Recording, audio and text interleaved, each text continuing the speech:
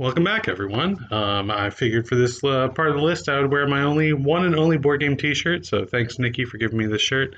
Lost Winds of Arnak is not on my top 100. It's a fine game, outclassed by another one that'll be much higher. So we are going today through 90 through 81.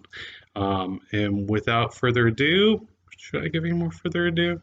There's 5 new games on this list, so half of this list is games that were not on the list last year, which is pretty crazy.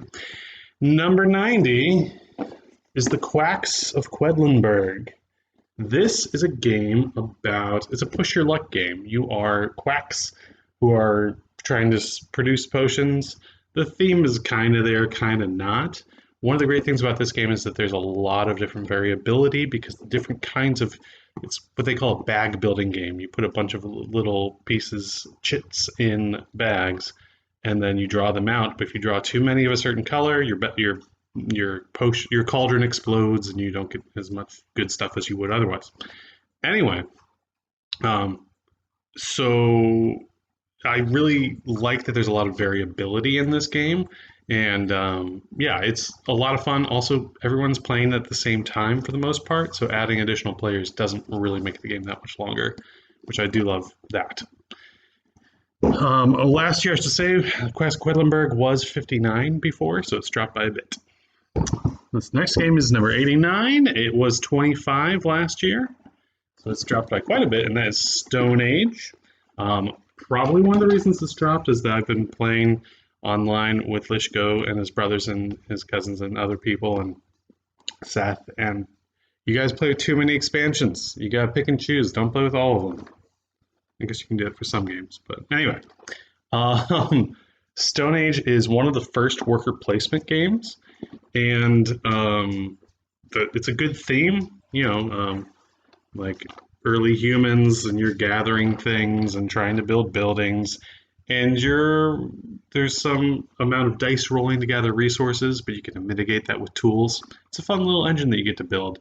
This is a little bit too long to be a good welcoming game, but it's not that far off from a good welcoming game. That's Stone Age. Number 88, I do not own, and I've only played recently for the first time. It was not on the list last year. I don't think it was even released or last time I did this list, and that is Stella, Dixon Universe. So I do love the game Dixit. You might see it later on this list. Stella is a different way of playing Dixit, where you're still using these weird esoteric cards, and you're still trying to get people to guess what you have guessed. But the way it plays is somewhat different, and you need to be essentially kind of broaden your mind a little bit, but not too far, because if you do, then you'll be out in the dark and you won't get as many points as the next people. It's on Board Game Arena. It works well on Board Game Arena, so let me know if you want to play it there. Number 87 is the unfortunately named DC Comics deck building game. Doesn't that make you want to play it? My wife does not want to play this game with me, mostly because of the name, I think. But it's a good game. Oh, my dog is also freaking out. He probably doesn't like it either. In this game, you play as one of the heroes of the Justice League.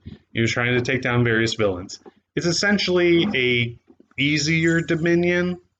I think it works really well. It's kind of light, but it's enough depth there that it's fun. And I always like that you're playing as like a different version of different member of the Justice League, so you have different abilities, and that's always fun. DC Comics deck building game was 52 last year, so it has fallen by a little bit there. Number 86 I do not own as well. It was number 70 last year, and that is Dice Forge. Dice Forge is a dice building game where you are changing the dice that you roll each turn by adding new faces to them. Really fun, interesting dynamic. Works kind of like a deck builder, but with more randomness. Usually not a huge fan of dice games, but it works really well. You can't take it too seriously, but it's a great game. That's Dice Forge. Number 85 is new to the list. I had not played it last year, and that is Cryptid. This is a much better version of Clue.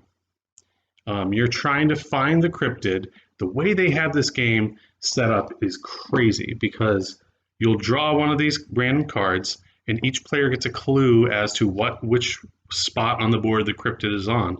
There's only one spot that it works, but your clue might be like, oh, it's one space away from deserts, or it's within 3 spaces of this type of building. And it's really interesting trying to figure out the clues everybody else has so that you can pinpoint the location. Big fan. I don't know how well this will work once, because I haven't played it enough with people who know the game really well, and I suspect that it might not be very balanced when you're teaching new people. I don't know how to get around that, but really interesting game nonetheless. Number 84 is kind of new to the list. It was 102 last year, so it wasn't in the top 100, and that is No Thanks, the smallest game on this list. No Thanks is this game where you have these little poker chips here, which are worth -1 point. And you have these cards, which go from like 3 up to 35, and they're worth the points that are printed on them. You don't want points, however, as the lowest points wins. You need chips to pass and not take cards. But the point where the game gets really interesting is if you have 2 or more cards that are right next to each other sequentially, then you only get the points for the lower one. It doesn't sound like it would be fun. It's a lot of fun, and it's super fast. It works well with just about anybody. That's No Thanks! Exclamation mark. Number 83 is new to the list, and I've only played it once, but I really want to play it again. It's hard to evaluate those games where I've only played them once and then, I just want to play them again.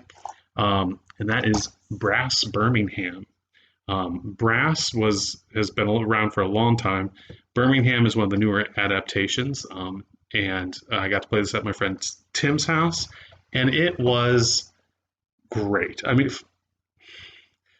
mind breaking. Like it is brain burning, and I love that. I want to play it again a lot so I can actually like understand the strategy that I'm doing it, because last time it was kind of just a little bit of stumbling in the dark. I don't know if it's a game that I would own, because I don't know that the people that I play a lot of games with would like it. But I really want to try it again. That's 83 Brass Birmingham. Speaking about brain burning, number 82 is the biggest game on this list, and that is War of the Ring. New to the list. This was on, I think I mentioned it last time, that I owned it and hadn't played it yet. Finally got to play it, played it once with my friend Mark, and here it is. This is Lord of the Rings in a box. One side playing the good guys, one side playing the bad guys. Sauron's trying to destroy the Free Peoples. The Free Peoples are trying to dunk the ring into Mount Doom. It's weird. It doesn't work quite the way I thought it was going to. But if you like Lord of the Rings, it's a great, great game. It allows you to like play out the events in your own fashion. And like, what if the dwarves were more involved?